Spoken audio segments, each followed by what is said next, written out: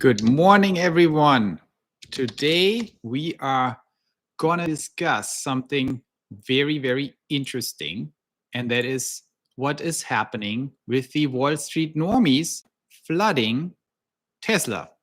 So for the longest time, we know, you and me know, what was happening with Wall Street analysts and the stock we all love, which is Tesla. And what was happening so far is that these analysts didn't really understand what Tesla is all about. The analysts were ignoring the facts about Tesla, and they were ignoring what was actually happening in this amazing company over the 10 years.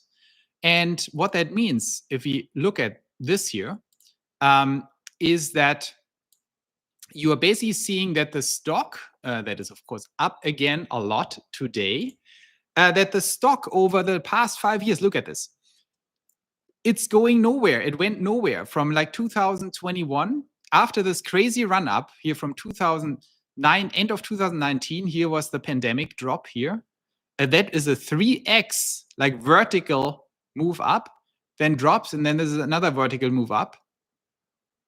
And then it goes down and sideways. And before that, if you look at max timeline, of course, you can't see much here because but this stock went sideways when basically it was completely obvious. I remember this. I was talking to my JP Morgan guys, some of the wealth management guys there. Look at this, what's happening with the Model 3. This is insane. These guys are going to dominate all of auto. And no one was believing me in 2019. And then this happened because they were forced. It was a hard catalyst. They were forced to understand what was going on. And the stock went up, 10x within a year. But then we knew FSD is coming. Here we already knew Optimus is coming. And nothing happens to the stock because the analysts were sitting on their hands, on their brains, not understanding the obvious thing. And then even once they understood it, they said like, well, maybe there's Optimus coming, maybe there are robots coming, but we can't price it into the stock because it's not an active revenue stream, which never made any sense to me, because if you do price targets on a stock, you have to anticipate the future, of course, because if you don't, here's the argument, you're constantly wrong and you get your butt kicked by the Tesla tubers, by Stephen Mark Ryan, who's going to mock you all day long. Why are you so wrong about everything? And you keep being wrong. That's a very bad thing.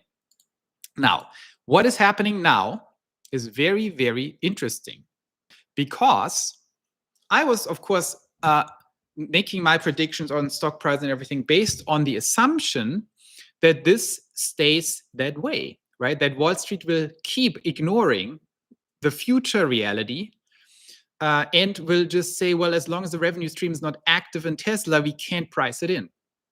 What we see now, very recently, is that a whole swath of high-profile analysts, from Adam Jonas to Deutsche Bank to all kinds of people, are now starting to change their tune after 10 years not doing that. And that makes Tesla more and more a different type of stock. What happens if all the normies now start to understand what the future will bring? What happens if all the normies suddenly flip to us, to our side, after being bashed by us all day long, and say, well, maybe there is Optimus coming. Maybe there is FSD coming. Maybe Optimus is a $25 trillion opportunity. And maybe FSD is a $5 to $10 trillion opportunity. And maybe I have to anticipate that Tesla has an enormous lead. And I have to anticipate that these two things are actually happening in 2025 and 2026. And what if I don't wait until these revenue streams unlock? What if I see the obvious, the elephant in the room, moving towards me and saying, well, I will change my price target now? This is exactly what we are seeing right now.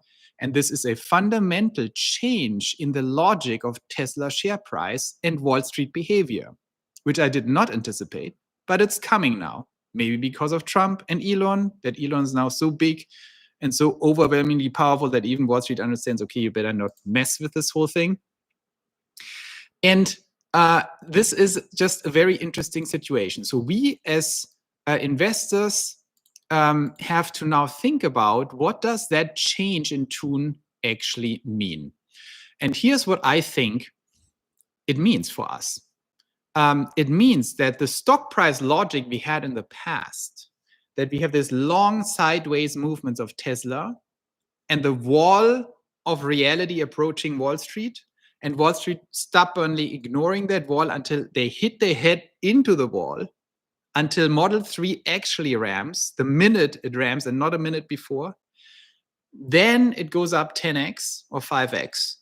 And in the meantime, it goes down or sideways for years and years and years, despite overwhelming progress.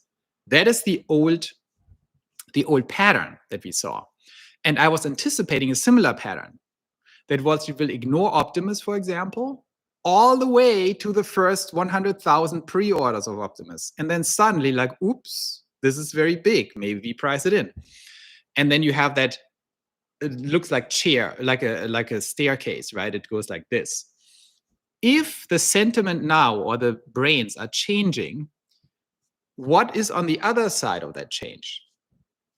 In a perfect world where people would use my models, for example, for risk anticipation and modeling this out, it turns these staircase movements, which are just irrational and dumb, into a much more smoothed out linear share price appreciation. So in an extreme case, if everyone would use my model, they would price in the risk more perfectly and smoothen out that thing, which means for us, the stock would appreciate continuously towards its goal. So in either case, right, if my prediction is right, we end up at 10,000 share price in 2030. But do we get there through sideways and downwards movements and then 5x movements up a few times? Or do we go there by, drawing a straight line to 10,000 from now and smoothing up this ride so it doubles every year roughly? That is a very important question for everyone who wants to leverage and generate some alpha in Tesla. It's a very, very big difference if Tesla goes sideways and down and then 5x up, or continuously appreciates 80 to 100% each year. I think we are moving towards the second scenario more and more. We are moving towards a scenario where Tesla will appreciate more gradually on 100%, 80 to 100% a year, because now everyone sees the future much more clear. Why? Maybe they all watch my channel. Maybe they watch the other YouTubers. They probably do, by the way. I know some who do. I know then Dan Ives, for example, he started watching Galley and he's probably going to watch the Cyber Bulls. Maybe he even watches now. Hi, Dan. So this is very interesting. And these are the two extreme cases that I see. Well, I also think that Wall Street is not at the point where they use my risk models, for example, which I hope they get to in the next 24 months, that they start using my risk model that actually allows you to put in revenue streams of the future that don't exist, apply a certain risk based on different risk dimensions to discount these revenue streams. And every time you have a de-risking event, you can change the metrics and price in more of that revenue stream. That creates a much more smooth dial into the future. So I think as long as Wall Street doesn't have these kinds of logics in their models, as long as they have old school, less advanced modeling, they might be understanding what's going on, but they will react more emotionally to catalysts, right? They will say, oops, now V14 is out or something that looks much better. Now I'm just changing my price target instead of really pricing in the exact risk. So I think catalysts will be more important from now on. And I think what I always was saying, hard catalysts become a little less important. And with that, I don't mean they are not important anymore. They are way more important than soft catalysts. But before, they're the only thing that counted. And for you who are new to my channel, hard catalysts means unlocking of revenue streams. For example, FSD Robotaxi Pilot being actually launched. That's a very important hard catalyst because it makes clear this is just happening. And in my old worldview, before the normies were flooding Tesla stock, the Wall Street normies, I was saying only the hard catalysts count, and the Tesla, fans and the Tesla tubers and the people who really understand the company were too carried away by soft catalysts, which are, for example, version 13 of FSD, which is like an Optimus demo. These are soft catalysts because you need to be smart and understand Tesla in order to use that for your price target for Tesla. If you're smart and understand it, you know that version 13 of FSD is very important. But if you're a little dummy and a little behind, you say, why? They're still not making money with it. That's why I was saying only hard catalysts will force Wall Street to increase price targets. But that is not true anymore, which means now hard catalysts are a little less important and soft catalysts become more important. And so I want to, this week and next week, talk a little bit more about catalysts. I'm not going to talk too much about it in this video, but I think now it gets actually, I think it's very good because it now makes us really think about catalysts more, which is fun. Here is from Bohemia Awards, just a quick list. I just found this recently, so I found them interesting. So we can start now focusing on also soft catalysts a little bit more. And Bohemia is talking about just 2025 catalysts, energy doubles with China mega factory. This is very cool. I think that's not that important. Semi-RAMs. I also don't think that's super important because the car business it's a tiny fraction of the share price. More and more. Cybertruck wider release. I mean, these are all helpful soft catalysts. FSD take rate with V13 release surges. That's of course huge. If we see any kind of consumer behavior change on V13 or more news around V13, that's going to be a huge soft catalyst, right? Every time there's news about that changes the metrics around uptake. Supercharger network, less important. FSD licensing with the OEMs. Okay, here's another thing that is actually important. OEM licensing. I think we will see 3 potential very big catalysts. The first one is this one. There will be OEMs licensing FSD that will happen at some point, and that will be very important. Once the first one does it, they all do it, and that's huge. That is very huge. But the second one is, as you know, I think the auto industry, the OEMs outside China are pretty much screwed. They are in a predicament, and nearly all of them will die or cease to exist the way they exist now. And my prediction is that in 2030, by 2030, most OEMs will have switched to Tesla as their drivetrain, or China. But China will be blocked politically by the EU and America a lot. So this is going to be much harder. But BMW and Mercedes and GM and Ford, if they want to continue to exist, they will have to do deals with Tesla, not just on FSD, but basically putting in Tesla technology into their drivetrains. They're just not competitive anymore, and they have no chance competing with Tesla. And so I think either Tesla will start acquiring a bunch of them, especially the German premium automakers. They might have some interesting things in there, cheap to buy, Mercedes or BMW, but they would only buy one of them. And I don't know if they want to do that. Or they will all start basically putting in drivetrains and Tesla platforms and then just build the chassis around it and the interior. So once that happens with the first one, that's going to be huge, of course. Well, competitors realize well, that's already happening. $25,000 car announcement, I think that is still very important, and that's coming very rapidly. That can happen any moment once we are in January. So this can happen even in 4 weeks. Who knows? It will happen in Q1, in my opinion. This will also catalyze more robotaxi situations. Like we will see much more. How do we see that merger on the manufacturing side between robotaxi, $25,000 car, Model 3, Model Y? What is this new platform ecosystem in Tesla going to look like? How much overlap is with the unboxed manufacturing? All these different models, are they converging into a singular platform or into like a very modular system, which will be huge cost savings? Interest rates, of course, you have these things happening that drive the whole market, but also Tesla even more. Car sale increase. I mean, I think we will see a lot of positive momentum for the core business over the next 24 months because everything is imploding around them. AI, this is not a real catalyst in my opinion. Competition bankrupt, I talked about this. Then there is, of course, the wild cards with Trump that are all positive, right? There can all kinds of things can happen, regulatory breakthroughs, multiple things are possible on FSD and on Optimus. There's also the potential, they have to be very cautious how this looks like, but I think the US government under Trump before 2028 will also come up with a humanoid robot strategy for the United States. They inevitably will start talking about it, and they will not talk about Tesla specifically, but Tesla is the singular most powerful company in humanoid robots.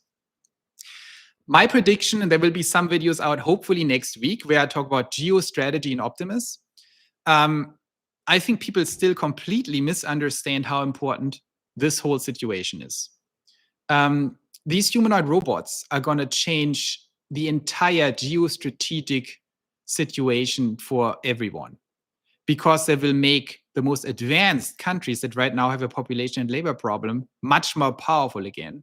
Germany, Korea, Japan, and the US and some other European countries, because they solve their central problem that holds them back, which is population and labor.